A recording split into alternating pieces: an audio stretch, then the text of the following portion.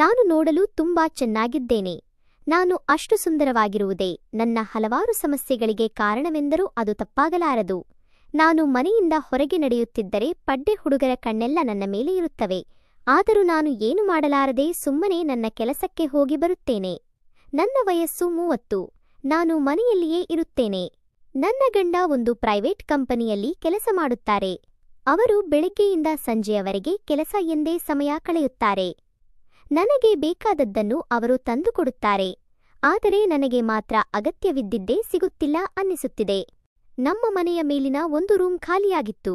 ಅದನ್ನು ಬಾಡಿಗೆಗೆ ಕೊಡಬೇಕು ಎಂದು ರೂಮ್ ಫಾರ್ ಟು ಲೆಟ್ ಎಂದು ಬೋರ್ಡ್ ಹಾಕಿಸಿದ್ದೆ.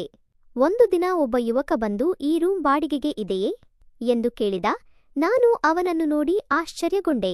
ವಾ, ಇವನು ಸಿನಿಮಾ ಹೀರೋ ತರ ಕಾಣುತ್ತಾನೆ.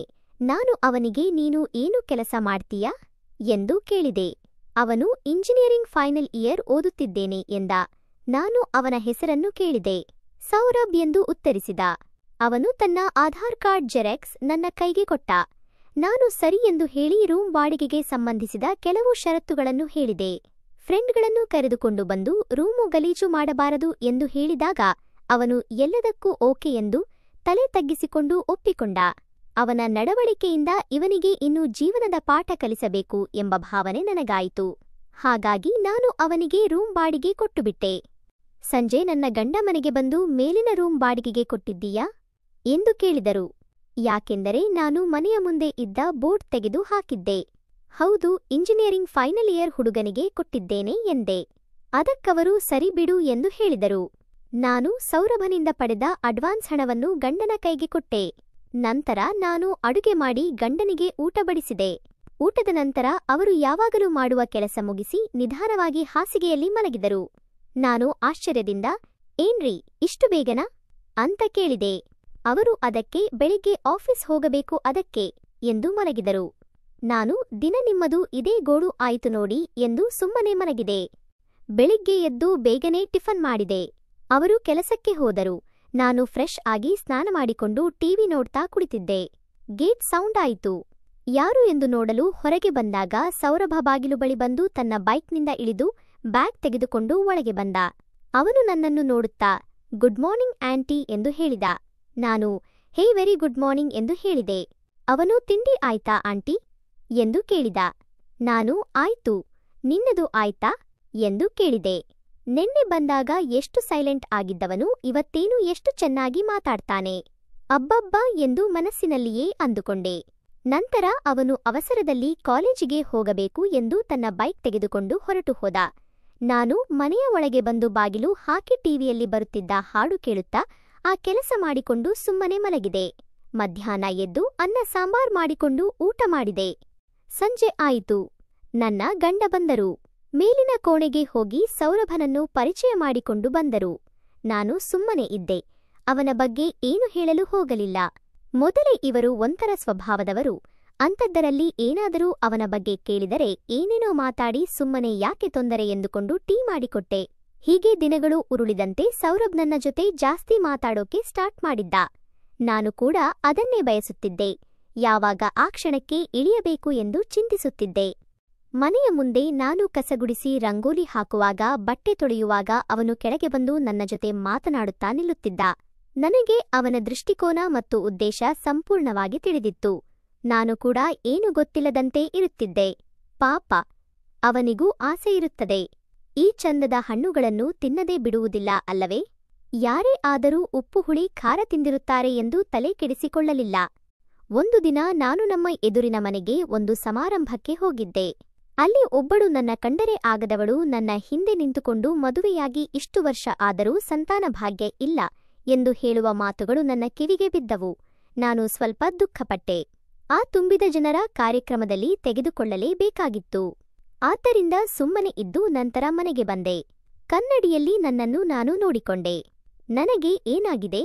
ದೇವರು ಯಾಕೆ ಈ ಶಿಕ್ಷೆ ಕೊಟ್ಟ ಎಂದು ಚಿಂತಿಸುತ್ತಾ ಕುಳಿತೆ.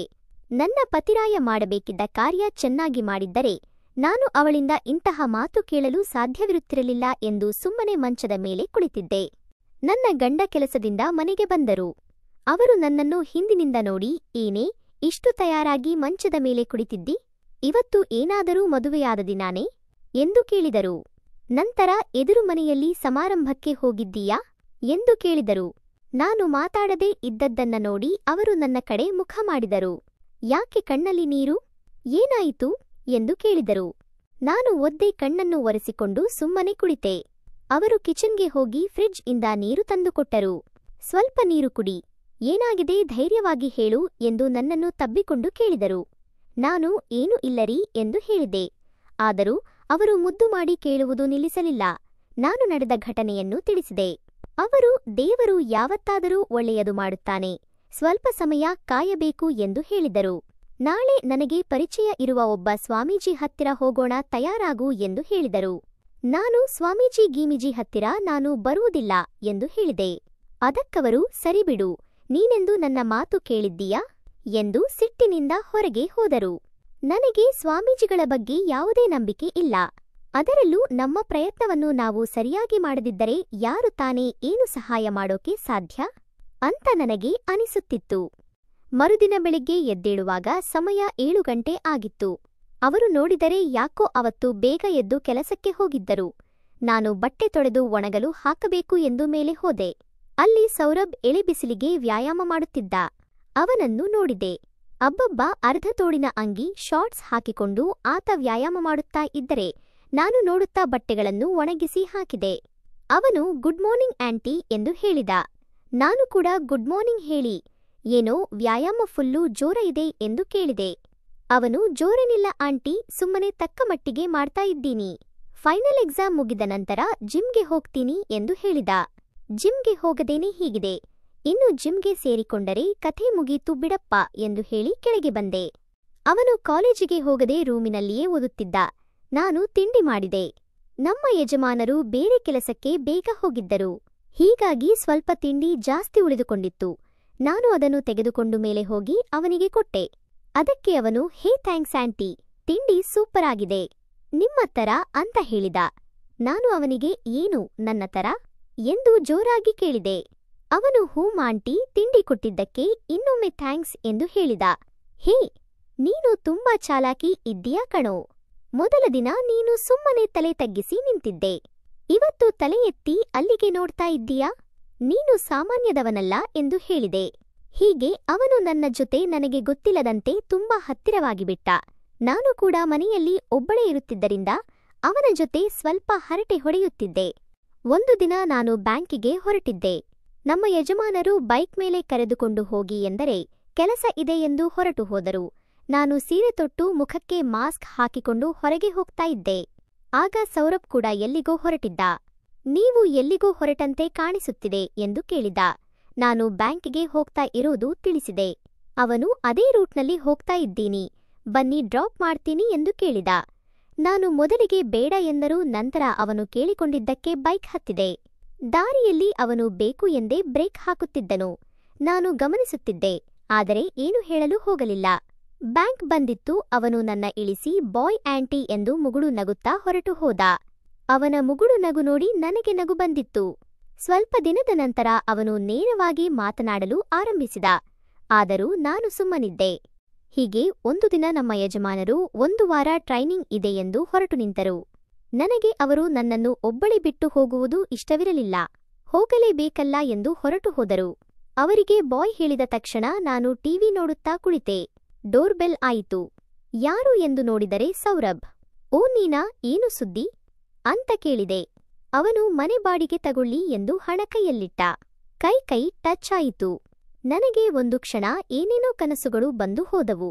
ಆದರೂ ನಾನು ಹಣ ತೆಗೆದುಕೊಂಡು ಸರಿ ಎಂದು ಹೇಳಿದೆ. ಅವನು ಮೇಲೆ ಹೋದ.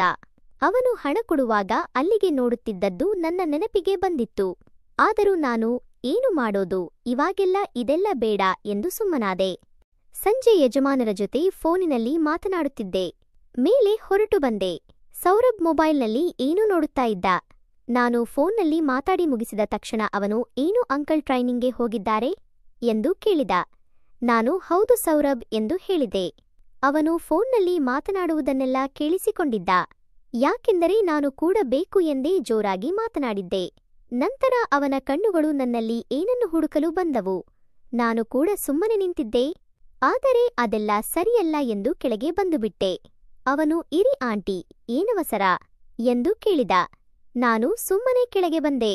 ಅವತ್ತು ರಾತ್ರಿ ಎಷ್ಟೇ ತಪ್ಪು ಮಾಡಬೇಕು ಎನಿಸಿದರೂ ನಾನು ಮಾತ್ರ ಒಂದು ಬಾರಿ ನನ್ನ ಗಂಡನ ಮುದ್ದಾದ ಮುಖ ನೆನೆಸಿಕೊಂಡು ಅಂತಹ ಒಳ್ಳೆಯ ಮನುಷ್ಯನಿಗೆ ಈ ಥರ ಅನ್ಯಾಯ ಮಾಡುವುದು ಬೇಡ ಎಂದು ಸುಮ್ಮನೆ ನನ್ನ ಪಾಡಿಗೆ ನಾನು ಕೆಲಸ ಮಾಡಿಕೊಂಡು ಮಲಗಿದೆ. ಮರುದಿನ ನನ್ನ ಗಂಡನ ಸ್ಪಂದನೆಯಿಂದ ನಮ್ಮ ಊರಿಗೆ, ಅಂದರೆ ಅತ್ತೆ ಮಾವ ವಾಸವಿದ್ದ ಮನೆಗೆ ಬಂದುಬಿಟ್ಟೆ. ನಾನು ಜಗಳವಾಡದೆ. ಅವರ ಮನೆಗೆ ಬಂದದ್ದು ನೋಡಿ ಅತ್ತೆ ಮಾವ ಖುಷಿಪಟ್ಟರು. ನನ್ನ ಗಂಡನಿಗೆ ಫೋನ್ ಮಾಡಿ ಸೊಸೆ ಬಂದಿದ್ದಾಳೆ ಕಣೋ ಎಂದು ಹೇಳುತ್ತಾ ನನಗೆ ಕೂರಿಸಿ ತುಂಬಾ ಸಂತೋಷದಿಂದ ಮಾತನಾಡಿಸಿದರು. ಇಂತಹ ಒಳ್ಳೆಯ ಅತ್ತೆ ಮಾವ, ಅಷ್ಟು ಚೆನ್ನಾಗಿ ಪ್ರೀತಿಸುವ ಗಂಡ ಇರುವಾಗ ಏನೇನೋ ಕೆಟ್ಟ ವಿಷಯಗಳಿಗೆ ಕೈ ಹಾಕಿ ಏನೇನೋ ಸಮಸ್ಯೆಗಳನ್ನು ಎದುರಿಸುವುದು ತಪ್ಪಾಗುತ್ತದೆ ಎಂದು ನನಗೆ ಸಂಪೂರ್ಣವಾಗಿ ಅರಿವಾಯಿತು. ಕಥೆ ಇಲ್ಲಿಗೆ ಮುಗಿಯುತ್ತದೆ. ಕಥೆ ಇಷ್ಟವಾಗಿದ್ದರೆ ಲೈಕ್, ಶೇರ್, ಕಮೆಂಟ್ ಮಾಡೋದನ್ನ ಮರಿಬೇಡಿ. ಇಂತಹ ಇನ್ನಷ್ಟು ಇಂಟರೆಸ್ಟಿಂಗ್ ಕಥೆಗಳಿಗಾಗಿ ನನ್ನ ಚಾನೆಲ್ನ ಸಬ್ಸ್ಕ್ರೈಬ್ ಮಾಡಿಕೊಳ್ಳಿ.